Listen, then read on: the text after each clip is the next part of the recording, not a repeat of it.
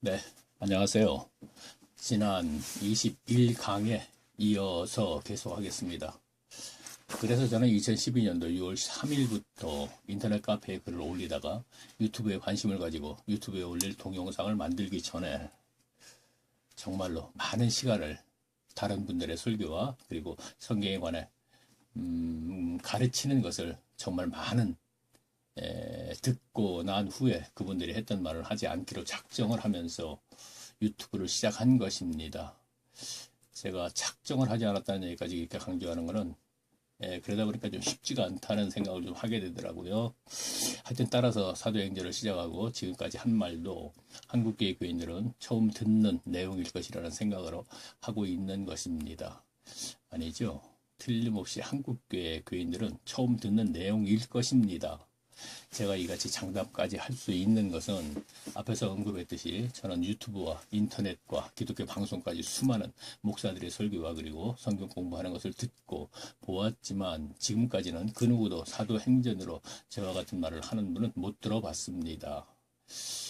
사도행전뿐만이 아니고 이제 다른 곳에서 마찬가지입니다. 가능한 한 제가 듣지 못했고 또 그래서 보지 않았던 것을 좀 찾아서 해보려고 굉장히 애를 썼기 때문에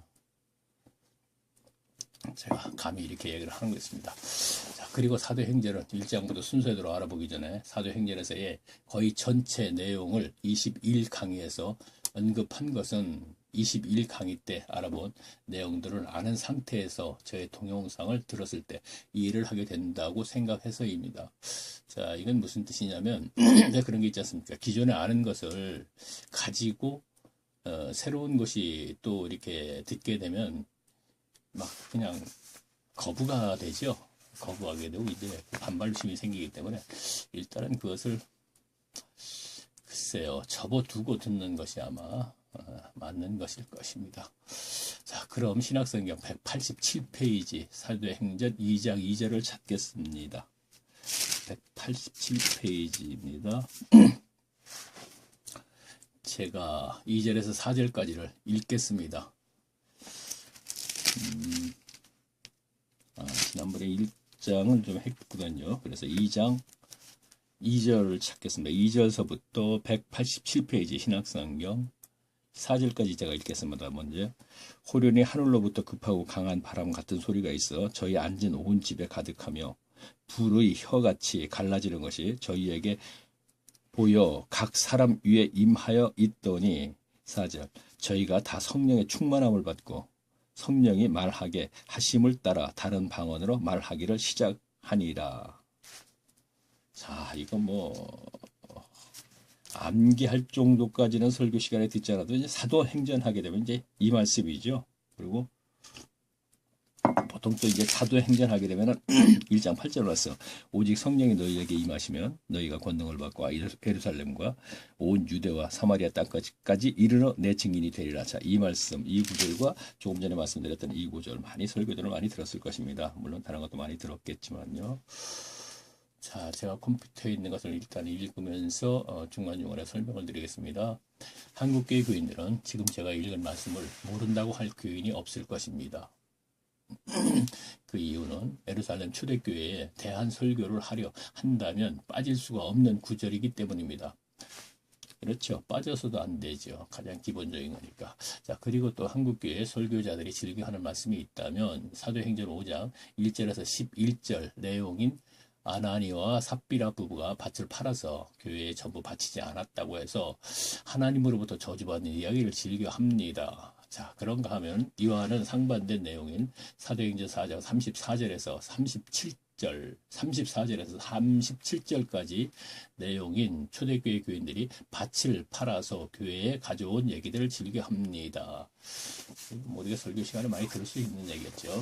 자, 그리고 또 사도행전 2장 46절 말씀인 날마다 마음을 다치하여 성전에 모이기를 힘쓰고 집에서 떡을 떼며 기쁨과 순전한 마음으로 음식을 먹고 라 한 이 말씀을 가지고 하는 설교들을 들어보면 설교자들의 설교의 목적은 교인들을 교회로 오도록 하는 데에 있다는 것을 알게 됩니다.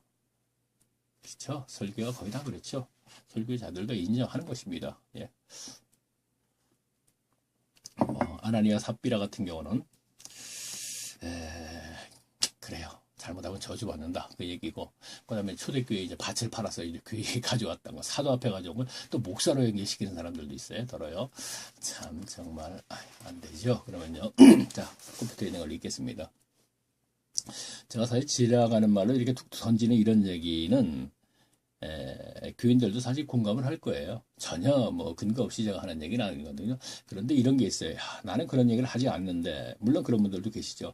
물론 그런 분들이 들으면, 뭐라고 할까 좀 섭섭해 안 해요. 섭섭해 하실 거 아니에요. 그런 분들은 또 그런 분들대로 그래 많은 사람들이 그렇게 하니까 이렇게 얘기할 수도 있겠지 이렇게 생각하시기 때문에 그래서 괜찮은 얘기입니다. 제가 하는 얘기가.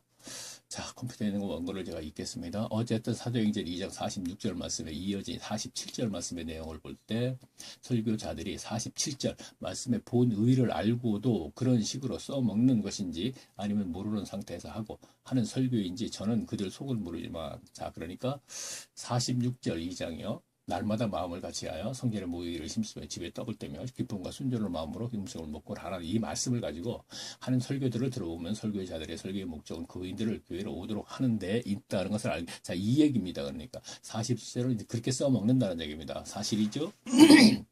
또 뭐 문자적으로 보면 이제 그렇게 돼 있으니까 그렇게 얘기하는 건 당연한 것이라고 저는 생각합니다. 그런데 그 다음에 그 46절에 있죠. 근데 47절 내용을 보게 되면 절대로 그렇게 해서는 안 되는 내용이다 이런 얘기입니다. 맞습니다. 이런 얘기입니다.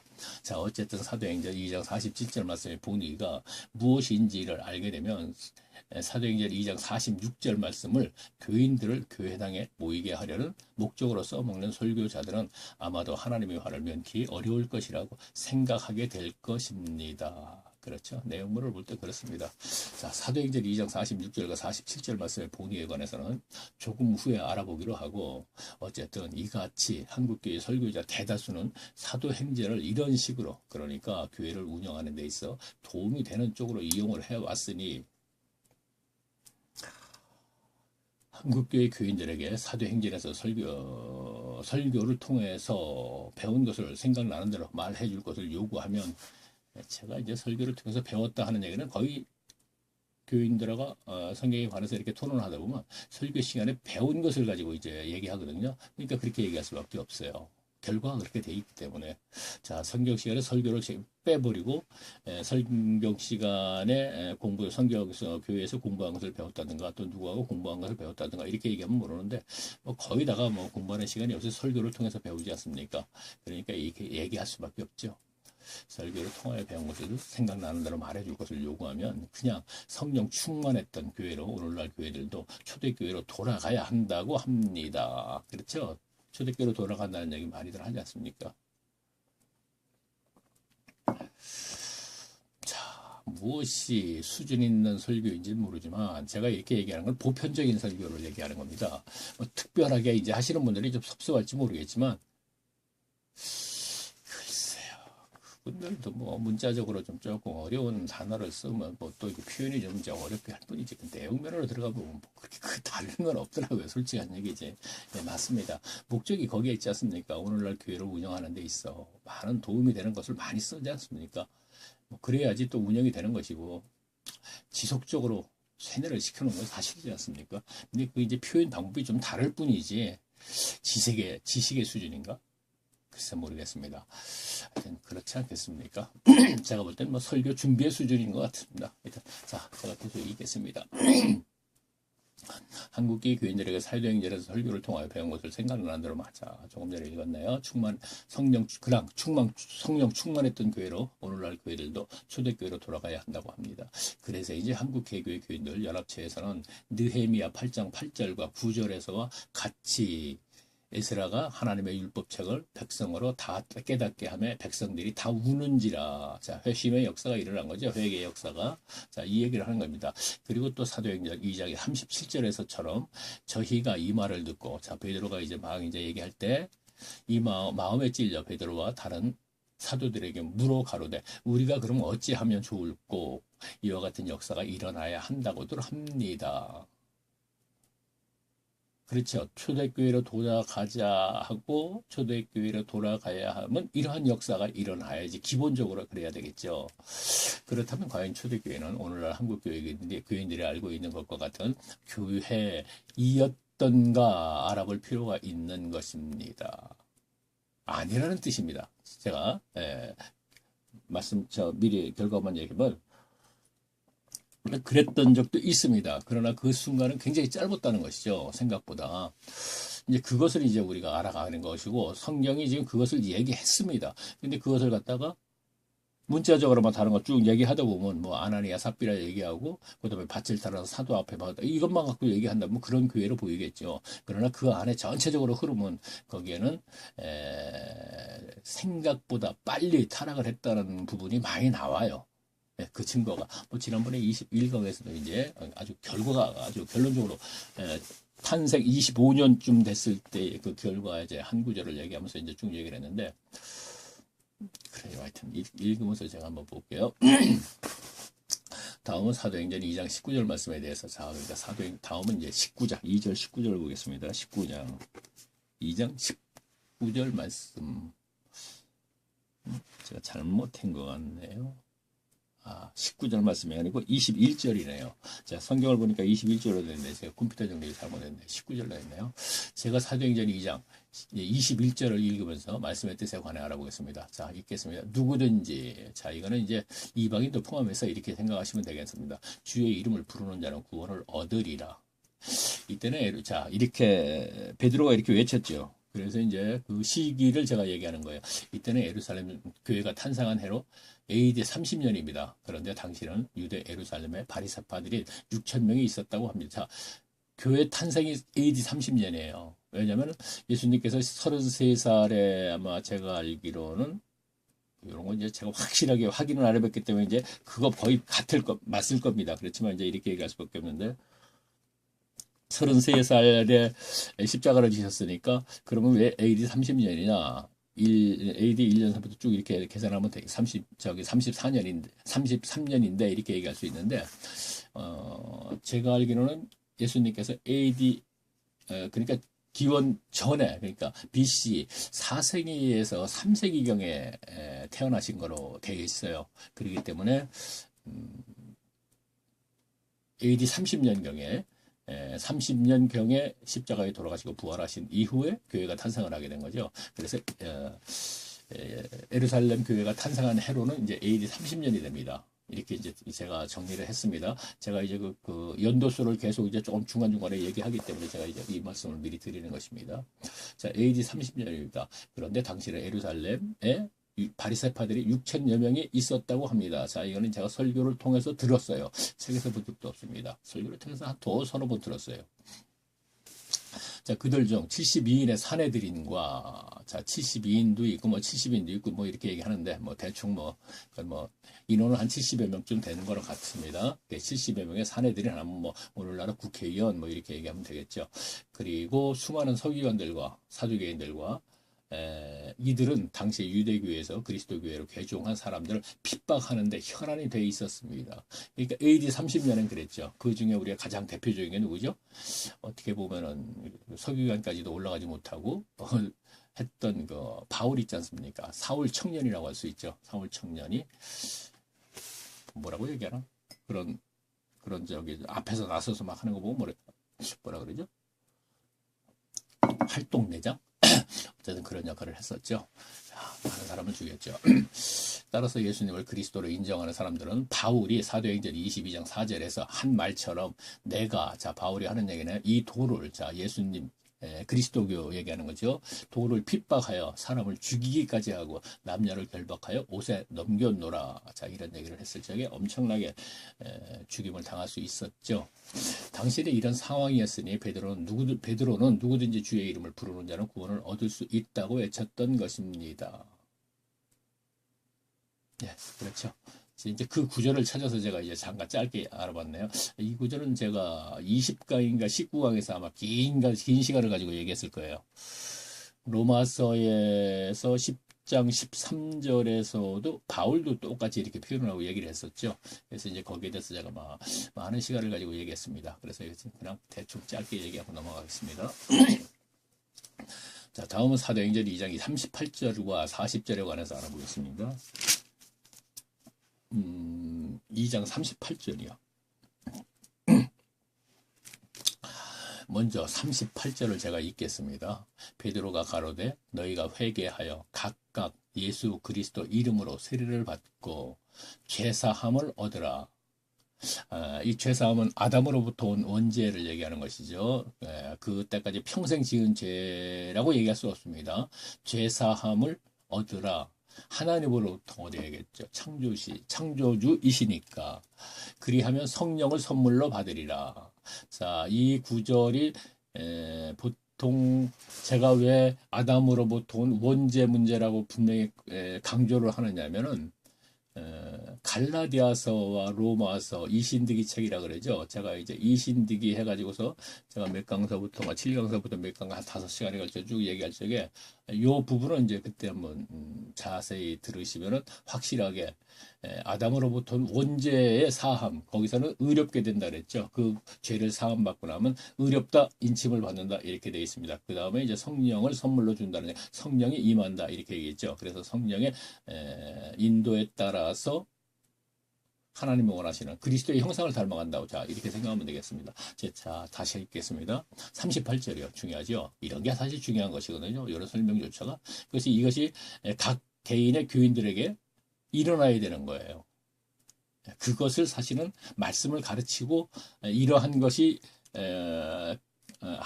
그러니까 하나님의 신앙에서 가장 본질이라고 할까? 본질이죠. 복음이니까. 이제 이렇게 이것을 이렇게 해서 본인이 이러한 것을 경험을 하면서, 그렇죠. 자기 자신이 생활 속에서 뭔가 이렇게 경험을 해야겠죠. 하면서 이제 구원을 이루어 나가야 하는데, 그런 거 다 뭐 삭제하고 무조건 예수만 믿으면 주의 이름을 부르는 자 이런 거 딱 이용을 해갖고 당신이 주의 이름을 부르으니까 이제 구원 받았네요. 구원이라는 단어가 들어가 있으니까. 아유, 이건 뭐 참 어떻게 초등학생들하고 이거 얘기해도 이게 안 통할 만한 것이 이상하게 통하더라고 이게. 자, 다시 한번 읽어볼게요. 먼저 38절을 제가 읽겠습니다. 베드로가 가로되 너희가 회개하여 각각 예수 그리스도 이름으로 세례를 받고 자, 여기에서의 회개는 우리가 교회에서 뭐 죄짓고 회개하고 죄짓고 회개 이거하고 다른 겁니다. 그러니까 이것마저도 하나님의 은혜가 있어야 돼요. 왜냐하면 사람이 죽었다 살아나는 것을 믿을 수 있는 건 인간의 상식으로는, 지식으로는, 지혜로는 솔직히 인정을 할 수 없는 것이거든요. 그래서 그리스도께서 십자가에 죽으셨다가 3일 만에 특히나 또 부활하셨다는 것을 믿는 것은 하나님의 은혜가 기본적으로 임해야겠죠. 그래서 어쩌다 보면 세상에서 살다가 어쩌다 보면 뭐 기쁘고 뭐 그냥 뭐 풀 한 포기만 봐도 뭐 굉장히 기쁘고, 이건 뭐 우리 집사람의 이제 경험을 제가 이제 비춰서 얘기합니다. 뭐 그랬을 적에가 바로 하나님의 은혜가 임해서 회개의 역사가 복음을 믿을 수 있는 어떤 은혜가 임하게 되는 것이라고 저는 생각합니다. 그렇게 됐을 적에 회개하면 죄사함 받고 성령을 선물로 받는다 이렇게 되는 것이죠. 자, 좀 길었나요 얘기가? 자, 다음 40절 보겠습니다. 또 여러 말로 확증하며 권하여 가로되 너희가 이 패역한 시대에서 구원을 받으라 하니.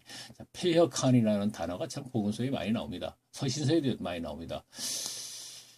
패역한, 그래, 어느 시대나 성경은 이렇게 표현을 하는 것 같습니다. 이거에 대해서는 뭐 그렇게 설명하면 되겠고요. 구원을 받으라 하니. 자, 그 다음에 이제 제가 여기 보면 앞에 38절에서는 죄사함이라고 하더니 40절에서는 다시 구원이라고 했습니다. 그렇죠. 제가 주장하는 게 바로 순서죠. 죄사함 받고 그 다음에 구원을 이루어 나가야 되기 때문에, 자, 이런 것을 가지고 증거를 가지고 말씀의 증거를 가지고 이제 제가 얘기를 하는 것이고요. 이건 뭐 이것뿐만 아니고 굉장히 많습니다. 자, 그렇다면 38절에서 세례를 받고 하나님으로부터 로마서 3장 10절 말씀에서 이 죄사함을 받음으로써 온전한 구원을 이루었다는 말인가 생각하면서 계속 이어진 말씀을 보니까 그렇지가 않다는 것을 발견하게 됩니다. 자, 다음 41절 한번 읽어볼까요? 그 말을 받은 사람들은 세례를 받으며 이날에 제자의 수가 3천이나 더 하더라. 한국계 교인들 대부분은 앞에 말씀에서 3,000명이 모두 구원을 받은 것이라고 합니다. 예, 제가 서울에서 지식층들과 대화를 나눴을 적에도 이 부분을 많은 사람들에게 좀 질문을 하면서 했는데 거의 다가 아닙니다. 뭐 다 그렇게 생각하십니다. 근데 그 중에 이제 확실하게는 이제 대답을 못 하시는 분들이 이제 더러더러 있죠. 근데 왜 이렇게 됐는지 잘 모르겠습니다. 자, 그 뭐 좋은 게 좋다고 뭐 생각해서 그런지 모르겠지만 어쨌든 제가 읽어 나갈게요.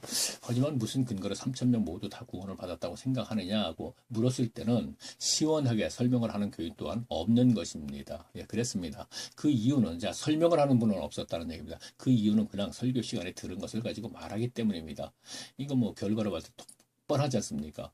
그냥 뭐 3,000명에 대해서 구원을 받았다고 생각하느냐 아니면 그들에 대해서 쭉 얘기 물어봅니다. 제가 왜냐하면 그들에게 죄사함을 받고 즉 의롭다 인침을 받고 나서 구원을 이루었다는 것을 기본적으로 생각하는 사람이기 때문에 이제 그런 얘기가 나올 것이라고 생각하고 저 역시 그렇게 토론을 해보고자 하는 마음에서 했는데 그냥 전부 다 구원받았다고 얘기하니까 그게 어떻게 됐을까 한 거 알아보니까 그들이 그렇게 얘기하지 않지만 설교 시간에 계속 지속적으로 그렇게 들어왔지 않습니까? 그러니까 그렇게 얘기할 수밖에 없는 것이죠. 그러니까 자꾸 설교 시간에 배운 것을 가지고 얘기한다고 제가 얘기합니다. 그렇다면 설교자의 이 같은 설교가 교회 교인들의 신앙생활에 어떤 영향을 주는지 알아볼 필요가 있는 것입니다. 그렇죠? 설교 때문에 문제가 많이 발생된다는 얘기입니다. 그것을 제가 사실 그건 또 A4지 한 몇 장을 해서 쭉 이렇게 얘기를 하는 것도 좋은데 전체적인 얘기가 제 얘기는 저는 그 얘기예요. 전체적인 그 얘기는 무슨 얘기냐면 전체적인 얘기는 설교를 그렇게 했을 적에 그 결과가 좋게 나타나지 않는다는 얘기를 하는 것이거든요. 지금 여기 보면 그게 무슨 얘기냐면 구약 시대에 이제 뭡니까 이스라엘 교회 지도자들도 그랬었고 2000년 교회 역사도 그랬고 오늘날 또 한국교회 가장 가까운 예를 들면 그러고 있으니까. 그렇게 얘기할 수밖에 없겠죠. 이것도 결과 갖고 얘기합니다. 자, 다음 42절을 보면 저희가 사도의 가르침을 받아 서로 교제하며 떡을 떼며 기도하기를 전에 힘쓰니라. 자, 여기서 저희란 세례받은 3,000명을 말합니다. 자, 저희가 사도의 가르침을 받아 이렇게 얘기했죠. 3,000명을 말합니다. 그런데 사도들은 그들에게 무엇인가를 가르쳤다고 했는데 사도들의 가르침은 두말할 필요 없이 복음인 즉 성경에 관해서라는 것에는 누구도 이유가 있을 수 없는 것입니다. 그렇죠. 그것 외에 가르칠 게 뭐가 있습니까? 사도들이 어부 출신인데 뭐 고기 잡는 거 가르치지 않았을 거 아닙니까? 자, 예수님에게 공생의 3년간 따라다니면서 배우신 것을 이제 가르치는 거죠. 그것도 배운 것 이외에도 또 뭐라고 할까? 예수님 이런 말씀하셨죠. 이제 뭐라 그랬었나? 지금 가르치는 걸 깨닫지 못하고 이해를 하지 말고 자꾸 잊어먹더라도 생각나게 하시는 분이 성령이니까 이제 내가 꼭 필요할 때는 생각나게 할 것이다. 그래요. 그거 맞네요. 지금 제가 생각하니까 얘기하다 보니까 예, 맞습니다. 저는 사실 지금도 그래요. 뭐 얘기할 수밖에 없습니다. 사실이니까. 이렇게 성경 구절을 보다가 요건 좀 해야겠다고 이렇게 보다가 거기에 숨겨져 있는 게 탁탁탁 이렇게 드러내 주시더라고요. 그러면 이제 속으로도 깜짝깜짝 놀랐는데 하도 이제 최근에 와서 제가 유튜브를 하면서 굉장히 더 많은 것을 이렇게 드러내 주시기 때문에 이제 놀라지도 않습니다. 처음에는 깜짝깜짝 놀랐는데 자 어쨌든 읽겠습니다. 다음 이어진 44절을 보면 믿는 사람이 다 함께 있어 모든 물건을 통용하고 자 45절 또 재산과 소유를 팔아 각 사람에게 따라 나눠주고 유대교회에서 그리스도교회로 개종한 세례받은 3,000명 중에는 사도들의 가르침을 깨달은 교인들은 앞에서와 같은 그러니까 예수님의 가르침인 빛과 소금으로서의 삶을 실천했던 것입니다. 자 제가 3,000명 다 했다고 얘기하지 않습니다. 그렇게 된다면은 물론 성령의 강림으로 세워진 교회라는 건 맞습니다. 그렇다면 뭐 우리가 그러니까 그럴 수도 있다 이렇게 얘기하면 안 되죠. 왜냐하면 성경 전체의 성경 속에서의 교회들 특히나 출애굽하는 거는 뭐 성령의 강림, 직접 성부 하나님이 개입하신 그런 사람들인데도 홍해바다 건너서부터 계속 건너기 전부터인가요? 가장 불평을 하지 않습니까? 그런데 초대교회만이 특별하다? 저는 그렇게 생각하지 않습니다. 물론 성경 기록에도 그렇게 돼 있지 않고요. 자, 계속 읽겠습니다. 이로 인해 다음 이어진 47절에서는 하나님을 찬미하며, 자, 찬미라는 단어가 나왔습니다. 기억해 주시면 좋겠네요. 여기에 대해서 제가 좀 많은 얘기를 할 겁니다. 또 유대 온 백성들에게, 예루살렘의 백성들에게 칭송을 받으니 주께서 구원받는 사람은 날마다 더하게 하시더라. 자, 제가 그냥 쭉 읽었습니다. 그러나 여기서 이제 제가 추가 설명을 할 건 뭐냐면, 제가 이 얘기를 하려고 그러는 거죠. 3천 명이 전부 다 구원받지 않았다는 얘기입니다. 왜냐? 문맥적으로 계속 연결해서 보니까 여기까지 왔습니다. 그러니까 몇 절까지? 3천 명이라는 건 2장 34절에 나와 있는데 쭉 연결이 된 거 보면 가르침을 받고, 자, 성경 가르침이죠. 기도하고 떡을 떼며 쭉 얘기하면서 그 다음에 믿는 사람이 다 함께 있어. 자, 가르침을 받았다는 건 뭐예요? 너희들이 빛과 소금으로 살아야 된다. 틀림없이 예수님도 그렇게 했으니까 쟤들도 그렇게 하지 않았겠습니까? 그건 틀림없는 것이죠. 자, 그러니까 믿는 사람이, 자, 믿는 사람은 뭡니까? 그 말씀을 믿는다 이렇게 생각하면 되겠죠. 다 함께 있어 모든 물건을 서로 통용하고 또 재산과 유수를 팔아 각 사람에게 필요에 따라 나눠주고 날마다 마음을 다하여 성전에 모이기를 힘쓰며, 자, 앞에 거 다 빼버리고 요것만 가지고 또 설교하니까 되게 듣기 싫던데 힘쓰고 집에서 뜰 때 기쁨과 순전한 마음으로, 자, 중요한 거 47절 하나님을 찬미하며 또 온 백성에게 칭송을 받으자. 그러니까 이것은 온 백성이라 그랬으니까 입교한 세례받은 3천 명이 아니죠. 밖에 있는 이스라엘 백성들 얘기하는 것이죠. 거기에 이방인들 좀 섞여 있을 수도 있겠죠. 온 백성의 칭송을 받으니, 칭송 칭찬이죠. 받으니 주께서 구원받는 사람을 날마다 더하게 하시더라. 이렇게 돼버리니까, 그리고 이제 3장 1절로 해서 이제 환경이 조금 바뀌네. 제9시 기도 시간에 베드로와 요한이 이제 쭉 이렇게 나오니까, 그럼 무슨 얘기입니까? 문맥적으로 해석했을 때 3천 명이 전부 구원받지 않은 것이죠. 자, 아주 쉽죠. 지금 보면 3천 명이 구원받았다는 얘기를 계속 설교 시간에 들었습니다. 그런데 이 문맥적으로 47까지만 가더라도 3천 명 구원받은 거 다 아니라는 걸 확실하게 알 수 있거든요.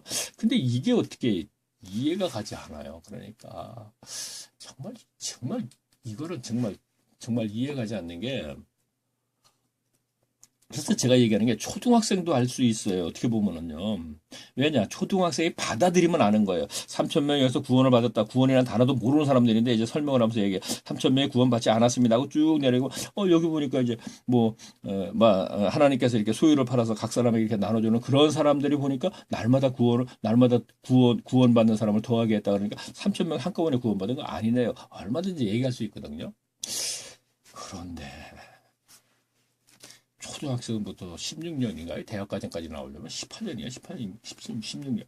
그렇게 공부하시고, 그렇게 성경을 보시고, 그렇게 30년, 40년 교회를 다니셨는데, 근데 이걸 갖다 딱 놓고 이야기하면, 진짜 그러네, 그래요. 그런데도, 하여튼 미스테리예요. 하여튼. 거기에 대해서 제가 생각을 안 해봤으니까 모르겠습니다. 자, 앞에 말씀 후반에 보면 주께서 구원받는 사람을 날마다 더하게 한다라는 말씀에서 알게 되는 것은 사도들에게 세례받은 3천 명 모두가 세례를 받았다는 것으로 모두 구원을 받았다는 것이 아니라는 것을 알게 됩니다. 자, 세례, 지금 교회에서 세례받는 건 뭡니까? 당신은 이제 우리 교인으로서 일원으로서 입교하는 거잖아요. 당시도 마찬가지죠. 지금 세례를 지금 베풀었다는 얘기는 뭐예요? 유대교회에서 개종을 해서 들어오기 때문에 이제 당신은 그리스도 이름으로 세례를 받는다 이런 얘기잖아요. 그러니까 입교식이지 결국 그것이 성령과 연결된 것은 아니죠. 분명히요. 그렇죠? 자, 그런데 그것 가지고서 전부 그냥 주먹구구시로 전부 3천 명 구원받았다. 제가 기억나요? 지난 시간에 그런 얘기를 했나 모르겠네. 그러니까 오늘날 3천 명 모여있는 교인들도 전부 구원받고 천국 가는 거예요. 이런 식으로 모는 게 이게 뭡니까? 사람의 계획일까요? 전 그렇게 생각하지 않습니까? 이 계략은 분명히 사탄의 계략입니다. 사람이 그렇게 설교자들에게 물었을 때 이런 생각을 가지고 그렇게 했다는 사람은 거의 없습니다. 분명히 없습니다. 그러면 그 결과로 봤을 때 그 계략은 누구의 계략이겠습니까? 이렇게 되면 설교자들이 사탄의 종이 되는가요? 아니라고 얘기하지 않았습니다. 아니라고 얘기하지 않겠습니다. 전 주의 정의로 인정하지 않는 것이니까. 자, 그렇다면 한국교회 교인들은 교회 설교자들의 설교로 말미암아 앞에 말씀을 잘못 알고 있는 것입니다. 저는 앞에 강의 때 이런 말을 했습니다. 제가 말씀에서 주제로 삼는 수절을 가능한 한국교회 교인들이 잘 알고 있다고 하는 말씀을 골라서 한다고 말입니다. 그 이유는 오늘날 한국교회 교인들을 볼 때 생소한 말씀을 주제로 한다면 몇 가지 이유가 있지만 그중 가장 염려스러운 것은 동영상을 듣는 분들이 저에 대해서 아는 것이 없습니다.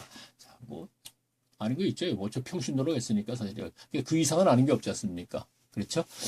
직업도 제가 아마 중간에 뭐 때문에 아마 얘기했을 겁니다. 그리고 뭐 다 얘기한 것 같은데요. 저 골방에서 혼자 앉아하고 만나는 사람도 별로 없고 이제는 해봤자 10년만 답답해지니까 거의 다 했습니다. 그러니까 거기서 상상이 성경적으로 상상을 하면 답이 나올 수 있어요. 그런데 이걸 또 신학교나 세상적으로 생각을 하면 답이 없어요.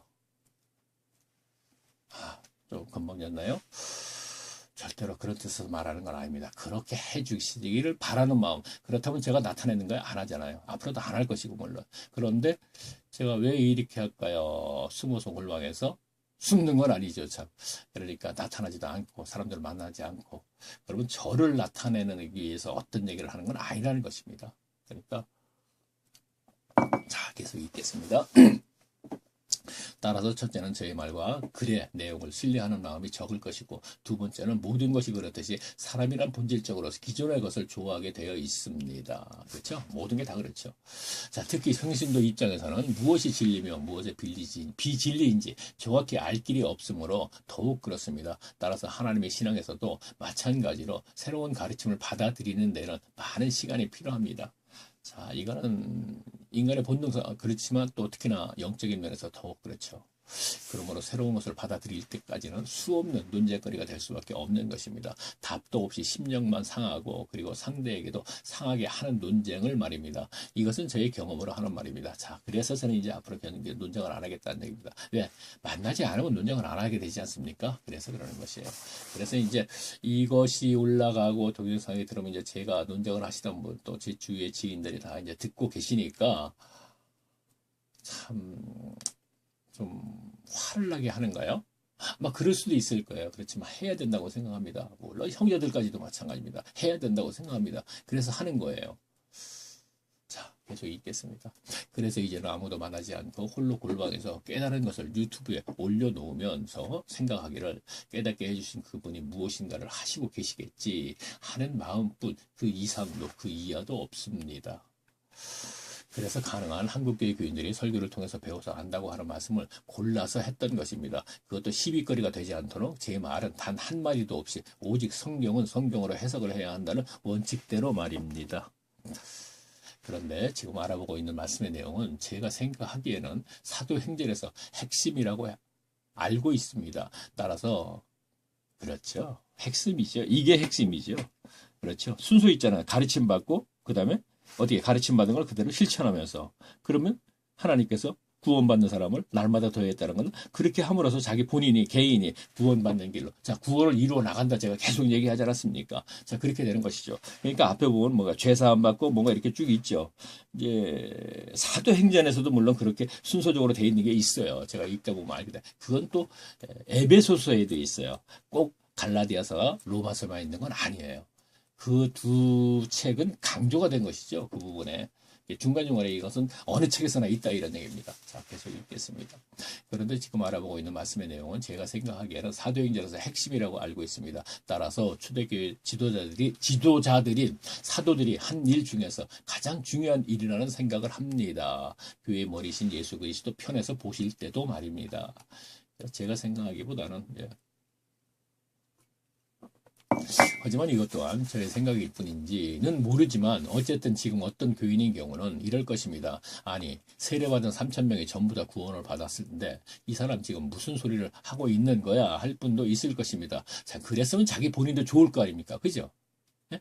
목사들이 이렇게 설교했었는데 좀 그대로 가지고 가면 좋겠는데 편하고 근데 이거 아니라 그러니까 괜히 기분 나쁜 거죠. 그렇죠? 그게 아니라 그러니까 거꾸로 생각하면 뭐 그럼 나는 지역 백성이라는 얘기야? 전 그렇게 얘기하지 않았습니까? 아직은 준비를 좀 더 해야 된다는 얘기를 하는 것이고 설교자들이 설교를 지금 지적하고 있는 거예요. 지금요. 교인들에게 뭐라고 제가 얘기하는 건 없습니다. 자, 하지만 그렇지가 않습니다. 47절 후반에 보면 주께 구원받은 사람을 날마다 더하게 해주셨다는 것으로 볼 때 하나님께서는 세례받은 3,000명 중에서 사도들에게 성경을 가르침 받고 깨달은 것을 삶에서 실천을 하는 교인만을 구원해 주셨다고 했습니다. 자, 제가 앞에서 이런 얘기를 했는데 조금 전에 제가 올려놓으면 뭐 일하시는 분은 하나님이시니까 가르치는 분도 하나님이라고 저는 분명히 감히 얘기하고 있습니다. 사실이 그렇고요. 저 개인적으로는. 그러니까 제가 올려놓습니다. 올려놓으면 저는 몰라요. 뭐 이거 뭐 보면 뭐 조회수는 솔직히 뭐 많지도 적지도 않은데 뭐 많지도 적지도 않다기보다 이제 저한테 실망시키지 않은 건 꾸준히 계속 지속되고 있다는 거예요. 예, 그것 때문에 이제 제가 뭐 일을 하시고 계시는구나 이제 저는 이렇게 생각하고 또 그렇게 안 하실 바에는 굳이 제가 보고 이렇게 힘들게 시키지도 않을 것 같은데 그리고 또 어쨌든 그 네가 하는 거잖아. 그래요. 뭐 그러면 그렇게 얘기할 수 있겠죠. 자, 그래서 읽겠습니다. 사실 하나님의 신앙에서는 성경을 가르침받고 가르침받은 그것이 조금 전에 이거 뭔가 얘기하려다 또 까먹고 이제 그냥 지나가 버렸네. 생각나겠죠. 이따 보면 성경을 가르침받고 가르침받은 그것인 즉 빛과 소금의 로서의 삶을 실천한다는 자 사실 교인들하고 빛과 소금 얘기하면 참 거부감을 생각 싫어해요. 그런데 제가 오늘 좀 많이 쓰네요. 지금 보면요. 이해를 빨리 하는 게 좋겠죠. 뭐 여기에 대해서 또 다른 거 구약 성경에서는 뭐 가난한 과부 구와 나그네 이렇게 계속 얘기했었지 않습니까? 그리고 예수님께서 바로 과부 구와 나그네는 없이 빛과 소금 이렇게 이제 표현을 하시지 않았습니까? 그러니까 그렇게 얘기할 수밖에 없죠. 자, 이것은 지금 알아보고 있는 말씀에서 뿐만이 아니라 어느 성경에서는 어떤 내용의 말씀을 하시다가는 마지막에는 필히 강조를 하는 말씀입니다. 자, 그렇죠. 어떤 말씀을 쭉 해요. 하시다가는 꼭 빛과 소금에 대한 연결을 꼭 하고 딱 마무리 짓습니다. 자, 제가 아마 여기 이제 적었을 거예요. 읽어볼까요? 물론 예수님의 가르침은 복음서에는 그래요. 많습니다. 그것을 설교자들이 가려버리기 때문에 그래요. 그 부분은 얘기하지 않습니다. 뭐 그건 제가 앞에서도 얘기했는지 모르지만 밖으로 돈이 새나가면 안 되죠. 제가 초신자 때 어떤 목사님한테 이런 질문을 한번 딱 해본 적이 있어요. 자, 그러면 성경을 자주 보니까 빛과 소금으로 사니까 밖으로 그래도 생활 속에서 빛과 소금의 삶을 살아야 되는 거 아니에요? 그랬더니 하는 얘기가 그건 아니에요. 하는 얘기가 뭐래요? 일단은 돈을 헌금을 무조건 교회를 일단 가져와야 된대요. 그리고 그 교회에서 써야 된대요. 그 왜 그렇게 돼야 되죠? 그랬더니 사도행전을 보래요. 그러니까 사도들이 밥 팔아서 그런 문장을 딱딱 뽑아가지고 그럼 전체적인 건 그렇지 않지 않느냐. 그때는 그걸 몰랐으니까 알고 보니까 전체적인 거는 그렇지 않은데 왜 그런 문장 하나 딱딱 뽑아가지고 그렇게 얘기하는지 참 그분도 참 어찌 보면 불쌍한 거죠. 자, 계속 읽겠습니다. 하지만 지금은 사도행전을 공부하는 중이니까 사도행전에서와 사도들의 서신서에서 몇 곳만 찾아서 확인해 보겠습니다.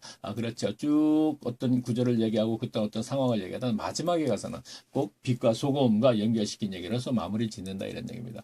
자, 사도행전에서는 앞에서 알아보았던 3,000명이 세례받은 내용과 자, 아까 얘기했죠. 3,000명이 세례받고 가르침받고 그 다음에 빛과 소금에 살고 그랬더니 하나님께서 구원받은 자를 날마다 더하게 하시다. 날마다 그 숫자는 모르겠어요. 그러나 그 숫자가 많지 않다는 걸 알고 있죠. 그렇죠? 자, 그리고 사도행전 11장 24절에서 30절까지의 내용으로 그 내용은 바울이 다메섹고상에서 그리스도를 만난 후 고향 다소에서 10여 년의 연단을 마치고 첫 사역을 시작한 수리아 지경 안디옥 교회 교인들이 그리스도라 일컬음을 받게 되면서 했던 일이 있는데 자, 수리아 안디옥 교회가 바나바와 바울이 1년간 가르침에 그리스도라 일컬음을 받게 되었더라. 여기까지는 교인들 다 알아요. 그 설교 시간에 많이 들었었는데 여기까지가 설교자들의 한계예요. 여기까지만 합니다. 그런데 더 읽어 내려가면 어떤 얘기가 있느냐 이런 얘기가 있죠.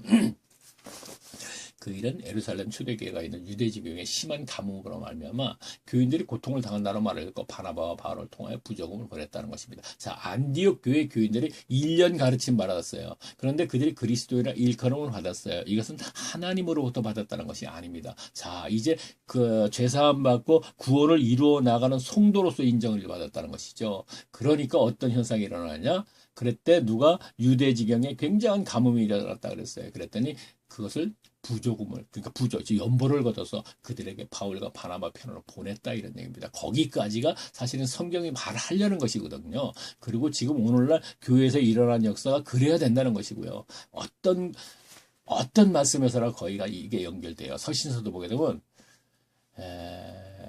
그래요. 뭐 생각나지. 자, 계속 읽겠습니다.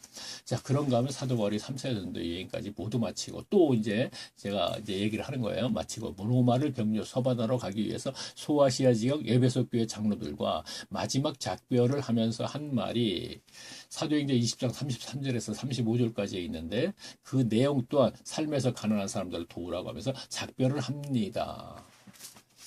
사도행전이니까 잠깐 볼까요? 하나는 이제 아까 제가 읽었는데 자, 마지막에 이제 가서 몇 장이라고 그랬나요? 자, 20장이네요. 이러한 것들이 자꾸 감추어지기 때문에 저는 문제가 있다는 거예요. 20장. 자, 33절에서 35절이거든요. 쭉 이제 그 에베소 교회를 밀라도라는 곳에다 에베소 그 성하고 밀라도는 한 15km, 20km 좀 될까요? 거리상으로 이제 그렇게 되는데 거기 오라 그래 쭉 얘기를 하죠. 쭉 얘기하면서 참 중요한 얘기가 많이 있습니다. 20장 17절에서부터 그 사이에 26절에서 30절까지 참 중요한데 이 부분은 제가 언젠가 한번 얘기했는데 아마 수시로 이제 하게 될 거예요. 자, 보면 뭐라 그랬냐면 내가 아무의 은이나 금이나 의복을 탐하지 않아. 자, 그러니까 에베소 교회 장로들에게 이제 마지막 이별할 때 이런 얘기를 하면 쭉 얘기를 하면서 이제 이별하고 이제 떠나야 돼요. 그러면서 제일 마지막에 이 얘기를 합니다. 내가 아무의 은이나 금이나 의복을 탐하지 아니하였고, 자, 그들에게 분명히 그들과 같이 생활을 했고 3년간 들어와서 2년간 들어와서 서울에서 뭐 가르치고 뭐 그리 쭉 얘기해 줬습니까? 그러니까 보니까 3년간 너희와 함께 있었다 이렇게 되거든요. 2년이 아니고. 그러면 그때 은이나 금이나 의복을 탐하지 않았다는 얘기는 뭐예요? 그들에게서 어떤 경제적인 도움을 받으면서 일하지 않았다는 얘기죠. 그래서 바울은 그렇게 하죠. 그 텐트 만드는 거 그거 얼마나 힘듭니까? 그 당시에. 그래서 주야로 그것을 만들어서 생계를 유지하면서 교인들에게 이렇게 자비랑하는 이제 그런 사역을 했죠. 그러니까 얘기하는 것이 탐하지 아니했고 너희 이는 아는 바와 같이 이 손으로 나와 내 동행하는 단어 쓰는 것을 참 동행자가 누가가 계속 따라야 되는데 의사인데 요즘 의학 박사 보고서 그 저 텐트 만드는 거 그 요즘은 차라리 대봉틀로 만드는데 그때는 어떻게 됐습니까? 짐승을 잡아서 가죽을 벗겨서 그것을 말려서 기름 빼서 뭐 이런 식으로도 했을 거 아닙니까? 천도 물론 있었겠지만 뭐 텐트라 그러면 이제 군대 텐트가 많았겠죠. 그때는 그 로마 제국 시대니까. 그래서 아마 다소에서 아마 바울의 아버지가 아마 그런 일을 하지 않았겠는가 이렇게 생각을 해요. 그러니까 바울이 다소에 가서 한 7, 8년간 연단 받으면서 이렇게 생각했을 거예요. 내가 다메섹 도상에서 예수 그리스도를 만났는데, 그래서 3년간 무엇인가 아라비아 가서 배웠는데, 예루살렘 교회 가서 다메섹에서 뭔가 하려고 했더니 그들이 죽이려고 해서 예루살렘 중앙 성소로 가서 뭔가 또 하려고 했더니 그거 역시 또 안 돼갖고 지금 다소에 와서 지금 7, 8년 이제 연단 받고 있잖아요. 그러니까 뭐라고 생각했습니까? 내가 어린 나이에 예루살렘에 가서 그래도 서기관을 해서라도 요즘 목사죠. 자, 자기가 직업을 그거를 해갖고 이제 평생 먹고 살려고 그랬는데, 듣는 분이 굉장히 기분 나쁘겠네. 근데 그게 사실인데, 사실은. 그게 먹고 살려고 그랬는데, 뭐 다메섹에서 그리스도를 만나는 바람에 그게 다 끝났지 않습니까? 모든 거 배운 거 배설문서 다 버려버렸습니까? 그러니까 어떻게 돼? 이제 아버지가 했던 텐트나 만들면서 이제 내가 먹고 살아야겠다. 그래서 텐트 기술을 거기서 배우지 않았을까 생각합니다. 성경은 물론 그것이 없습니다. 그러나 바울의 전체적인 그 일상을 따라가 보면 그렇게밖에 생각할 수가 없습니다. 왜냐하면 어린 나이에 예루살렘에 와서 서기관이나 교법사가 되기 위해서 공부를 했는데 텐트 만드는 기술을 배우지 않지 않았겠느냐 이런 얘기입니다. 아무나 하는 것도 아니고. 그래요. 이것은 왜 제가 얘기를 하느냐면 오늘날도 이러한 분들이 계셔요. 근데 그걸 몰라요. 근데 성경이 그것을 얘기해 주고 있어요. 성경을 통해서 알게 돼요. 그래서 제가 얘기를 하고 있는 것이고 그래요. 저는 뭐 아주 쉽게 알았어요. 그런 부분들을. 이렇게만 얘기하겠습니다. 자, 그리고 이 손으로 나와 동행하는 사람들을 당하며 이렇게 얘기했지 않습니까? 범사에 너에게 모범을 보였느니 곧 이같이 수고하여 약한 사람들을 돕고 그랬죠. 자, 빛과 소금으로 사는 거지 않습니까? 이렇게 얘기한다는 얘기입니다. 자, 다시 또 읽겠습니다. 그리고 갈라디아서 마지막 6장 9절과 10절에서는 많이도 찾아놨네요, 제가. 자, 우리가 선을 행하되 낙심하지 말지니. 자, 갈라디아서 마지막에는 이제 그렇다는 얘기입니다. 피곤하지 아니하면 때가 이르리 거두리라. 그러므로 우리가 귀에 있는 대로 모든 일에 착한 일을 하되 더욱 믿음의 가정들에게 할지니라. 자, 성경은 상황적으로도 해석을 해야 된다 그랬죠. 자, 여기에 지금 믿음의 가정이라 그러니까 그 교회 안에 있는 그 가족, 형제들에게만 꼭 가야 된다고 이렇게 생각하면 큰 잘못이에요. 자, 그런 교회가 있기 때문에 얘기하는 겁니다. 상황적으로 볼 때 그때 당시에는 교회 아닌 뿐이 아니고 전체적으로 굶는 사람이 많았습니다. 뭐 설교 시간에 들었죠. 하루에 2끼밖에 못 먹는다고. 그렇죠? 자, 그런 증거도 이제 사도행전을 보게 되면 있습니다. 그런데 그런 상황이었기 때문에 이제 이렇게 생각했어야지 이것을 가지고 교회 안에 굶는 사람이 있는데 밖으로부터 생각할 필요는 없지 않습니까? 이 얘기를 하는 것이죠. 근데 오늘날에는 너나 나나 먹는 거 다 해결됐는데 밖에서는 아직까지 먹고 입지 불편한 사람이 있지 않습니까? 교회 밖에. 교회 안에는 그런 사람이 없다. 그럼 교회 밖에를 쳐다봐야지. 아, 얘 교회 안에 믿음의 가정부터 하라 그랬으니까 꼭 그렇게 해야 된다. 다른 거는 왜 믿지 않는데 이런 부분 가서 이렇게 믿는지 모르겠습니다. 자, 계속 읽을게요. 아, 왜 이렇게 불만이 많냐, 제가. 아유, 좀 용서하십시오. 답답해서 그럽니다. 하면 할수록 답답해서 그래요. 44분이 됐네요. 자, 다시 읽겠습니다. 그리고 또 히브리서 내용을 보아도 히브리서 마지막 13장 15절과 16절에 보면 이러므로 자 히브리서 마지막 게에도 이제 이런 얘기를 했다 이랍니다. 이러므로 우리가 예수로 말미암아 항상 찬미의 제사를 하나님께 드리자. 이는 그 이름을 증거하여 입술의 열매니라. 오직 선을 행함과 자 선을 행함이 나왔는데요. 아까도 갈라디아서 선을 행하고 착한 일을 쭉 나오더니 생을 행함과 서로 나눠주기를 잊지 말라. 이 같은 제사를 하나님이 기뻐하시니라. 그래요. 성경 말씀에 계속 마지막에 이 얘기를 하셨는데 이 얘기를 전부 다 이상하게 빼버리고 설교자들은 교인들도 싫어하고 빼면 좋아하고 이상하죠. 이걸 외에도 아니 이상할 거 없어요. 인간의 성경은 이걸 못합니다. 그래서 소유욕이 해결돼야 된다고 얘기했잖아요. 그래서 부자 청년이 다 했어요. 이웃사랑도 하고 뭐 그 사람은 가난한 과부 고아 다 도왔을 거예요. 이랬는데 네 소유를 팔아 하고 그 소유욕을 버려라 하는 얘기거든요. 자, 그런데 그것을 못하고 떠났죠. 그러니까 예수님이 저거는 하나님밖에 못해. 그러죠. 인간 성정이니까 하나님이 해결해 줘야 되지 않습니까? 자, 그거 보면은 제 말을, 거기에 숨겨져 있는 게 이거구나 하는 걸 알게 될 것입니다. 자, 이것 외에도 성경에는 엄청나지만, 성경에 이런 말씀이 엄청나지만 이만했으면 성경의 말씀을 받아들일 분은 받아들일 것입니다. 반면에 안 받아들이기로 작정을 한 분은 구신약 성경에서 구제에 관한 말씀을 모두 찾아서 알아본다고 해도 지금의 생각이 바뀌지는 않을 것입니다. 자, 이런 얘기할 때 참 답답하고 안타까워요. 답답하다는 게 그 얘기입니다. 자, 제 지인들 중에서도 이렇게 하게 되면 굉장히 불쾌하게 생각하실 분들이 있거든요. 자, 앞서 용서하십시오. 그러니까 제가 이제 만나지 않지 않습니까? 자, 그리고 제가 할 말을 다 해야겠다는 얘기입니다. 이걸 해야 되기 때문에 제가 이제 더 만나지 않는다는 걸 이해하시고, 자, 계속 읽겠습니다. 이 역시 제 말이 되어서는 안 되고, 오직 성경을 근거한 얘기입니다.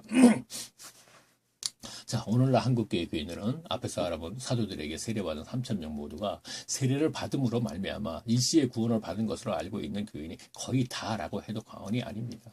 하지만 앞에서 알아보았듯이 말씀의 문장을 문맥적으로 해석했을 때는 지금까지 교회의 설교자들의 설교를 통해서 듣고 교인들이 알고 있었던 것이 잘못됐다는 것은 알게 됐을 것입니다. 하지만 아직도 하나님의 신앙에서의 구원은 자, 제가 하나님의 신앙을 계속 강조한다 그랬죠. 기독교라는 얘기를 안 한다 그랬죠.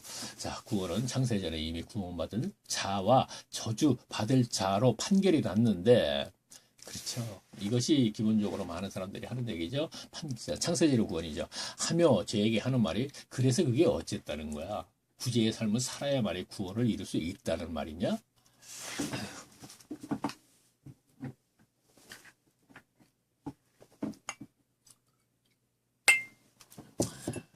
제가 이렇게 좀 표현을 했는데, 우리가 사실 그랬었어요. 표현을 이렇게 안 해도 표정으로 봐도 그런 게 나타나지 않겠습니까? 자, 다시 읽겠어요. 하지만 아직도 하나님의 신앙에서의 구원은 창세전에 이미 구원받을 자와 저주받을 자로 판결이 났는데 하며 저에게 하는 말이 그래서 그게 어쨌다는 거야. 구제의 삶을 살아야만이 구원을 이룰 수 있다는 말이냐? 하며 제 성경 해석을 불쾌하게 생각할 분을 생각해서 이제는 구제에 관한 이야기는 그만하기로 하고 이제부터 교인의 구원에 관해서 알아보기로 해서 에베소서 2장 8절 말씀으로 가보겠습니다. 자, 이제 구제 그만하고 이제 제 구원에 관한 얘기를 좀 해보겠습니다. 지금 또 어떤 분은 이럴 것입니다. 이 사람은 사도행전에 관해 알아보기로 해놓고는 이제는 또 에베소로 간다고 하니 이 사람 참하며 도대체 지금 주제가 뭐라는 거야 라고 할 분도 있을 것입니다. 네, 맞습니다. 사실 저는 제목을 사도행전 총론이라고 했듯이 사도행전 전체에 관해 알아보려는 것은 맞습니다. 그리고 저는 지금 한국교회 교인들을 대상으로 함께 성경에 관한 공부를 하고 있는 것입니다. 뭐 듣는 분이 아니면 뭐 저는 그런 생각에서 하고 있다 이런 얘기입니다. 그러므로 주제를 많이 벗어나지 않는 범위에서는 알아보는 말씀과 연관된 내용이라면 함께 알아보고 가는 것도 잘못된 것은 아니라고 생각. 그렇죠. 공부이니까 교인들이 뭐 여기저기 왔다 갔다 하면서 공부하는 거 관계없지 않습니까? 그리고 교회에서 설교 시간에 많이 들은 얘기를 가지고 아니기 때문에 들으면 아 그때 내가 이 얘기를 그렇게 생각했는데 이 양반이 이 얘기하는데 이게 맞나 하고 베레아교회 교인들이 바울이 얘기한 것 같고 상고하면 제 말이 맞나 하고 참 이상하게 자꾸 연결이 되는데 그 연결이 될 수밖에 없죠. 자, 하여튼 계속 읽을게요. 그럼 제가 에베소 2장 8절 말씀을 읽겠습니다. 자, 에베소서로 갔네요. 자, 2절. 자, 일단 찾아놔야겠네. 무슨 얘기를 하려고 그러는지 저도 이것저것 얘기하다 보니까 저도 모릅니다. 솔직히 기억 못합니다. 원고적인 것을. 한두 가지를 얘기한 게 아니기 때문에 너희가 그 은혜를 인하여 너희도 말미암아 구원을 얻었나니 이것이 너희에게서 난 것이 아니요 하나님의 선물이라. 참 이거 하나 갖고 뭐 창세전에 구원받은 얘기하면 뭐 기본적으로 나오는 거죠. 이거 딱 가지고 나오고 그다음에 에베소서 1장 6절인가 창세전에 여기 있네. 뭐 어떻게 돼 있나? 그 창세전에 그리스도 안에서 우리를 택하사 이거 두 개 딱 가지고 이제 밀어붙이죠. 자, 다음 구절 보면 행위에서 난 것이 아니 이는 누구든지 자랑치 못. 자, 이 행위 그러니까 이건 종교 행위를 얘기하는 것이거든요. 근데 이 행위를 갖고 빛과 소금 얘기. 그래 빛과 소금으로서 구원받나? 여기 보면 이렇지 않잖아. 뭐 이렇게 얘기하거든요.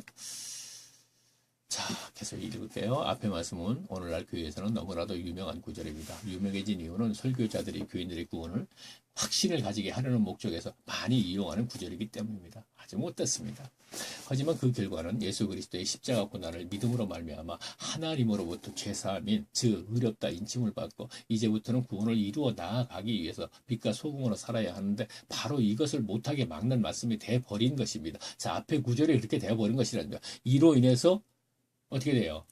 자, 하나님으로부터 죄사함 받고 의롭다 인침을 받고 나부터 구원을 이루어 나가기 위해서 빛과 소금의 삶을 살아야 하는데 그것을 못하게 막아버리는 구절이 돼버렸다 이런 얘기입니다. 그렇죠? 그러니까 저것을 고수하는 분들은 창세전에 구원받았다고 고수하는 분들은 아주 좋죠. 뭐 창세전에 구원받고 택함 받았으니까 얼마나 좋겠습니까? 그 기분은 듣는 분도 기분 좋고 하는 분도 쉽고 아주 쉽잖아요. 뭐 복잡하게 저같이 이렇게 할 필요 없으니까. 그런데 그걸 고수하고 있는데 얘기를 하게 되면 그러니까 그 말씀의 본 의의를 막아버리는 게 됐다는 얘기죠. 자, 물론 이 말도 저의 주관적인 생각에서의 말이 돼서는 안 되는 것입니다. 따라서 성경은 성경으로 해석해야 한다는 원칙대로 성경을 찾아가면서 제 말이 맞는지 확인을 해보겠습니다.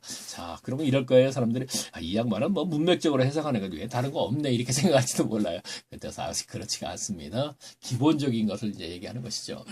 자, 사도행전을 기록하는 의사 누가는 사도행전 2장 38절에서 47절에서 그 내용은 이렇습니다. 자, 사도행전을 누가 기록했어요? 누가가 기록을 했죠. 자, 이것을 좀 기억을 해주면 좋겠습니다. 누가는 바울과 함께 계속 행동을 했기 때문에 뭘 얘기를 하려고 그러냐면 행동했기 때문에 성경을 아는 지식이 같다는 얘기입니다. 그러니까 미리 얘기할게요. 사도행전을 기록한 게 누가입니다. 그럼 사도행전에서 무엇을 얘기했습니다. 그리고 아까 에베소서 읽었죠. 에베소서를 기록한 건 사도 바울입니다. 그러면 사도 바울도 구원에 대해서 뭔가 얘기했습니다. 그런데 그것이 표현이 분명히 달라요. 그런데 그들이 알고 있는 복음에 관한 상식은 똑같을 것이라는 얘기예요. 계속 1차, 2차, 3차까지 몇십 년간을 같이 생활을 했던 사람들이기 때문에. 자, 사도행전을 기록한 의사지요. 누가는 사도행전 2장 38절에서 47절까지의 그 내용은 이렇습니다. 하나님으로부터 원죄 문제를 죄사함 받은 죄사함 받은 즉, 자, 죄사함은 이제 의롭다 이렇게 돼 있죠. 자, 사도행전에서 사도 누가는 표현할 때 죄사함 이렇게 얘기했어요. 그런데 바울은 갈라디아서하고 로마서에는 죄사함이라고 하지 않고 의롭다 인신받았다 이렇게 표현을 했다 이런 얘기입니다. 그러니까 같은 뜻이라는 얘기, 같은 뜻이라는 것입니다. 인침받은 교인이라 할지라도 하나님께서는 죄사함 받은 교인들의 신앙생활에 따라서 구원을 해주신다고 기록했었습니다. 자, 앞에서 제가 봤죠. 우리가요 함께 그런가 하면 앞에서 알아보았듯이 에베소서를 기록한 사도 바울은 교인들의 구원은 하나님의 선물로 받는 것이기에 어떤 종교 행위나 특히 삶에서 착한 행실로 이루는 것이 아니라고 기록을 한 것입니다.